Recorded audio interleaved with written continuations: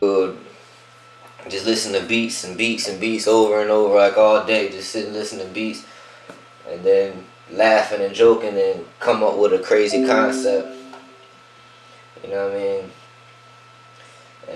And we just go from there. But for the most part, it comes from hours and hours and hours of sitting in front of this damn microphone. You know what I mean? And I put my everything into this shit. Like, that's why, I mean, I don't really care like when people hate, but like we work so hard to create this unhateable lane. Like, we not talking about shit that not, I mean, like everybody that knows me or knows anybody around me can vouch for anything I'm saying. Like, I'm not saying nothing crazy. And if you don't know me, I'm speaking to you too, because it's shit that everybody can relate to. I know it's another person that's going through what I'm going through or been through what I've been through. You know what I mean? I played ball and I was pretty successful with that shit, and I got to a point when I was waking up, going to practice, and I'm in that bitch feeling like Iverson, like practice. Like, what do I need to, like, I'm killing in the games. Like, I ain't love it no more, because I used to bust ass. I used to stay extra hours at practice. When the team left, I was still there. Like, I'm leaving practice and going to the courts and going to play with everybody else that's not on the team. Like this, I used to love that shit. You know what I mean? And it just got to a point when I lost the love, man. I just didn't feel like doing that shit. Like, you know what I mean? It hurt more, like losing and shit. You know what I'm saying? Like, when I lost, like even when we went to HU, like when I was like if we lost a game, like it hurt my heart. Like it was killed. Like my first game we played against Yale. I cried. You know what I'm saying? I'm on the bus. I'm talking to my mom and my dad on the phone. Like, I'm crying. Like, I'm fucked up. And everybody laughing, just playing and shit. Just going on like it was just a game. It's just a game. Like, nah, it's not. Like I care. Like, I'm trying to, you know what I mean? And once I started seeing that people didn't care as much as I cared, because basketball has to be a team thing. Like, your whole team has to care the same level, you know what I mean? And I started realizing they didn't. Not just Hampton. I'm not saying that. Shout out to everybody I went to Hampton with. But, period.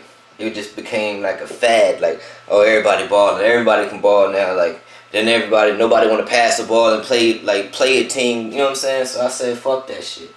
I started doing this music. You know what I'm saying? I always was doing the music, though. Like, when I used to go back to my dorm rooms, me and Matt, you know what I'm saying? Me and Matt, I remember he had this little tape recorder. This is you know, that's how long it is. He had a tape recorder, and we just hit record on that shit, put a beat on with a song playing. 'Cause we ain't have instrumentals and shit back then like that. I mean, he made beats too, but we'll rap over somebody else shit and just rap all day. So I always been rapping, but once I just woke up, I guess, and then just like, yo, this is what you need to be doing, and that's what I do. Like, so I had to say this, man. I put that same heart and felt how I felt about basketball, the shit that I loved it so much it'll make me cry and shit. Like, I feel like that about this. Like, you know what I'm saying?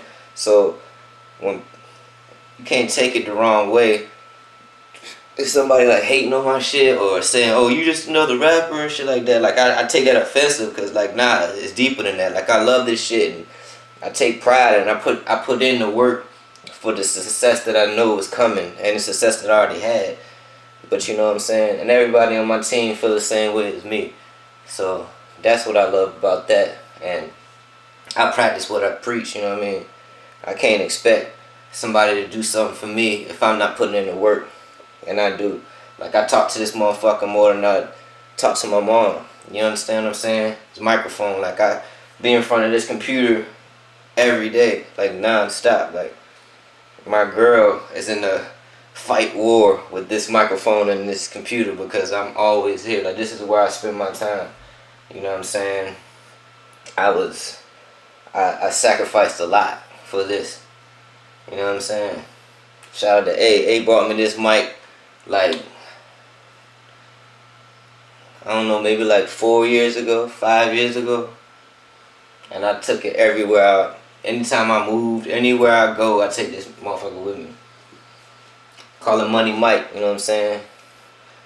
I remember the first day we got it, man. I just remember like how I felt. Like it was crazy, man. And I still feel the same way. It's like love at first sight. Sometimes I cheat on this mic though, you know, when I go to the studios and shit. But I always come home to him. You know what I'm saying? But it's blood, sweat, and tears, man. And we're working on the movie right now. This is my practice arena. Don't be like, oh, you just nah. This is where I practice. This is home. I'm at the crib, and this is what I do all day, every day, coming up with new shit. Cause I'm working on this movie album, and the movie is basically just what the whole trailer was about leading up to this. Like the trailer was just setting you up for this, cause this movie shit. We've been thinking about the movie way before the trailer, but we just couldn't hold off for that long, so we had to put out a trailer for this movie. Basically, is what's going on. So I got a good review on the trailer, mixtape. Everybody fuck with it. We put a lot of work into it, and it could have been even better. Like, but we just got to the point where like, man, let's just put this shit out. Like, we had so much good music, and we were just sitting on it. Like, we got songs still, like to this day, like Rockstar, that we sitting on, because we know like that's gonna be a big check once we get in front of the right people. So there's no reason to put it out now. You know what I mean? And that's how we felt about the techno video. You know what I'm saying? With the whole World Star and all of that. And you know, it was just a lot of behind the scenes stuff. You know what I'm saying? For why that didn't, or why it took so long to come out, and why it didn't come out like we wanted it to. But it's still gonna be on World Star. But we just couldn't keep waiting. So we just decided to put it out so everybody could see it. A lot of people was asking for it. They playing it on 103 Jam. So shit. Shout out Jack of Spades. So anyway, but while the buzz is still going, so we might as well just put it out. So yeah, the rest of the world to see it once it hit world.